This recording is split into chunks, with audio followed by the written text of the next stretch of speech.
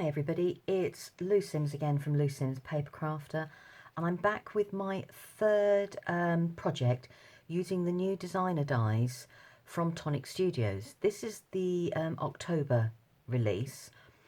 So what have I done? Well, other than I've got a lot of stuff out on my crafting area, I've got an idea in my head, and I thought what would be nice for this video if you could see my thought process, as it were, and how I might chop and change and add things and take things away.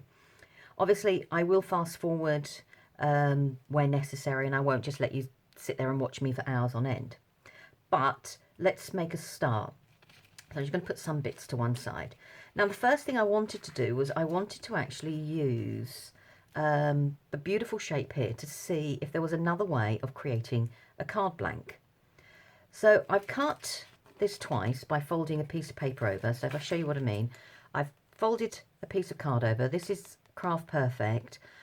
Can't quite remember its name, so I don't want to quote it incorrectly, but I'll put a link either in the video or down below. So I folded it and then I've put the die over because I still want those cutaway edges and just have this middle bit here. So let's just put them to one side. So I've created two of these, as you can see, and I thought that makes an unusual shape blank. Obviously, because of the cutaway corner bit, it's not as sturdy to stand up as I would like. So I use one of my favourite layering dies, which is the freehand stitch rectangles, and I've cut out a selection of different frames and of the rectangles to match in with the actual project. So let's put that to one side. Now, in my train of thought, I thought that I could do it and then have some ribbon across the middle. I thought it could go that way and stand like that.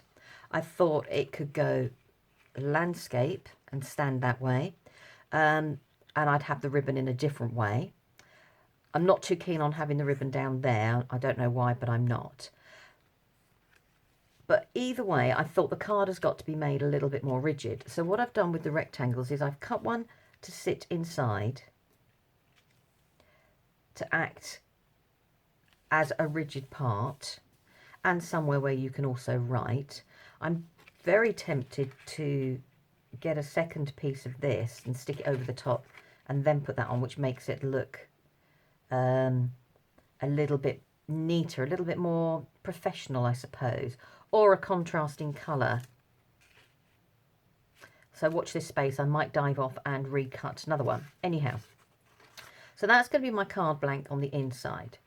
So I thought for the front, I've cut myself a frame, and I thought the frame could go there, which starts bringing in a little bit more rigidity on the front here. I've cut another panel from another piece of Craft Perfect card, and I thought that could then sit there like this. Now, out of the same colours that I'm using, I've cut myself some of those beautiful border strips. And what I thought might be nice is layering them up in different ways. So I could cut it in half there, which means I've got a little corner there, and I could put a little corner there. I'm not worried that the butterfly would be upside down, because I could always add another butterfly on top. Let's get a contrasting colour one. Oh, I'll just do that one for the moment. And just turn it round the opposite way, and you probably wouldn't notice, she says. And then I thought I could gradually layer in the different corners to create a more of a floral theme and things coming down the sides. Regarding the sentiment, I've cut two panels because I didn't know whether I wanted it in the matching, like salmon pink or in the cream, and the same with the sentiments. I didn't know whether I wanted it in the contrast colour or the cream. So either way, I thought, well, I'll give it a go and we'll have a play from there. Right, so what I'm going to do is I'm just going to tidy up and get a little bit more of normality to this, and I'll be back and we can get on with making this card.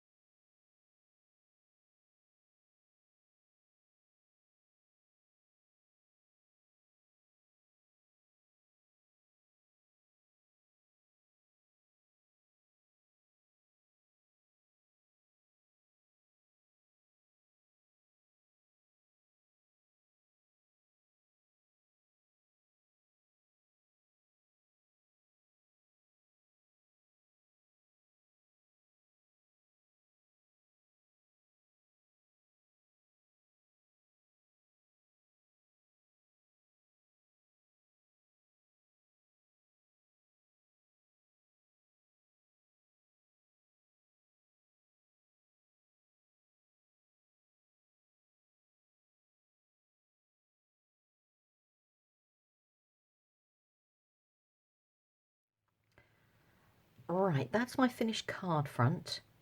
I'm going to let the crystals dry off, and then I'm going to come back and I'm going to then add it to my card base.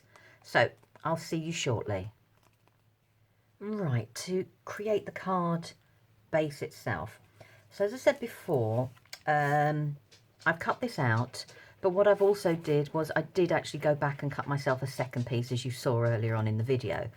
I've added one of the stitch rectangles on top, and then that now made that really quite solid.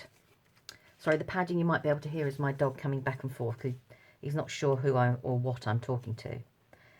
Now what I'm going to do is I'm just going to take my ruler and very lightly I'm just going to create a score line with my pokey tool, and then I'm going to add some red liner tape. She says if she can find the end. I'm just going to add that across the top. Now I might add some glue as well, I'm not sure. The red liner tape should do the job in hand, but if you want to give yourself a little bit of a leeway, add a little bit of glue on top because it gives you that little bit of wiggle room. You often see me do it on my foam pads, and that's the reason for it. It allows me to change my mind as well. So very carefully I'm just going to bend this back and forth, and I'm just going to add that one on top of there and very carefully hold it in place. And then I have actually now created it so that my card will stand up. I haven't gone over the crease over the back here yet, which would make it work even more. So the card will actually now stand and make a card in its own right. So I'm going to go away, do the crease, and I'll post up some of the final pictures. I hope you enjoyed that. Sorry if it seemed a little bit waffly and faffy, but I do like to sometimes play around with the die cuts and see where they're going to actually take me, because sometimes the idea in your head is not actually how your finished project comes. I hope you enjoyed my third project. Can't wait to see what you make with the designer dies, because they are wonderfully versatile. Hope to see you again soon. If you enjoyed the video, please hit subscribe, hit like, and the notifications buttons. Everything I've used will be linked down below. Thank you. Bye-bye.